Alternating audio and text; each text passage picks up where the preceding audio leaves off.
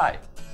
In this class, we're going to be clarifying some terms and definitions usually related to brand abuse. Actually, what is brand abuse? Although brand abuse in its broader definition might include other forms of abuse, such as negative comments by customers or brand seeding, in this course, we're going to focus on the intellectual property rights infringing aspect of brand abuse, for which we can narrow the definition to an attempt to exploit the reputation of a brand for profit, personal benefit, or malicious intent, such as scam or fraud, through the illicit usage of one or more elements of a brand's intellectual property assets, such as trademarks, copyrighted works, patents, and others. To start, let's look into a known type of brand abuse: counterfeit. A counterfeit is an unauthorized imitation or copy of goods, manufactured with the intent to defraud or deceive others, passing off as genuine, usually illicitly forged, depicting elements of a registered trademark, if not identical. It's usually known as a knockoff or replica version of another company's product. Counterfeits are usually divided into the following types: knockoffs, replicas, and pass-offs. A knockoff is an identical copy of a branded product, manufactured with the intent to deceive buyers into thinking that a product is original. For example, a copy of a Chanel handbag or Nike trainers. We also have a replica. Replicas are identical copies of a branded product, which usually do not depict the brand's trademark, although looking identical.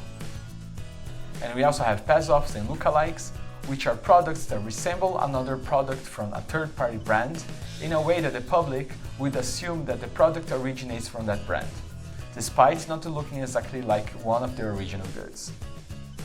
Another type of brand abuse is domain squatting.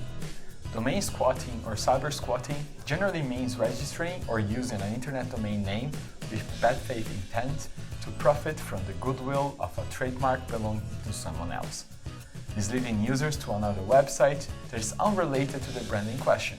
For example, to a fake website passing off as official, selling counterfeits, or a website selling products of a competitor. Let's also talk about fake apps. What are fake apps? Those apps use one or more intellectual property assets of a brand, such as trademarks and copyrighted content, without authorization and with intent to confuse people as per sponsorship, affiliation, or relation to another brand, usually passing off as official, misleading users to unofficial and unauthorized content. Another type of brand abuse is impersonation. Impersonation is when someone deliberately poses in a social media or e-commerce platform as another person, entity, or brand, in a confusing and deceptive manner, with the intent to commit fraud, harass, or otherwise take advantage from a brand's image and reputation, by incorporating use of its intellectual property assets in official branding, deceiving users to illegal or unauthorized content, selling counterfeits, or confusing people as per sponsorship or affiliation to the official entity or brand. Finally, there is also trademark squatting. Trademark squatting is an act of registering or using other people's brand name and assets in other countries in bad faith in order to gain benefits from original brands and real trademark owners. Usually, trademark squatters can try to benefit by selling the trademark back to the real owner, by distributing products labeling the trademark to consumers who believe the products are real, like counterfeiting, or excluding the real owner from the market by establishing claims of a trademark infringement, or also by using the trademark to market products which are different from those sold by the real owner. The main processes of brand protection consist of brand monitoring and enforcement. However, an essential step for brand protection before defending a brand, prior to monitoring and enforcement, consists in establishing a brand, ensuring its intellectual property assets are registered and protected. Now, we are going to briefly look into some of those intellectual property rights, their importance, and the scope of their protection. Intellectual property rights, such as trademark, copyright, and patents, are the types of certifications that might be granted to brand owners for the protection of their brand assets or brand integrity. preventing its unauthorized use by third parties and providing a legal basis for taking enforcement action against any such use. Let's start with trademark. A trademark is a distinctive sign that identifies certain goods or services as those produced or provided by a specific person or company. Trademarks consist usually of words, slogans, symbols, or designs, for example, brand name or logo, as well as any combination of these signs.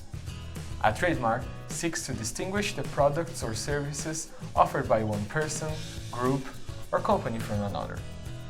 Generally, the trademark law seeks to prevent confusion among consumers about who provides or is affiliated with a product or service.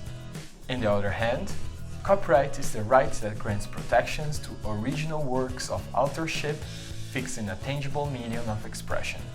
For a work to be protected by copyright law, it must be original, but it cannot be a mere mechanical reproduction of another work, nor can the work consist of a few words or short phrases, like names, short texts, and slogans, which can be actually trademarked.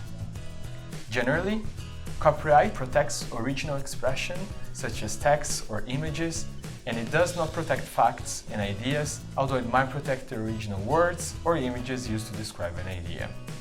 Finally, we also have patents. A patent is an exclusive right granted for an invention, which is a product or a process that provides in general a new way of doing something, or offers a new technical solution to a problem. To get a patent, technical information about the invention must be disclosed to the public in a patent application. This is all for this class. See you next time!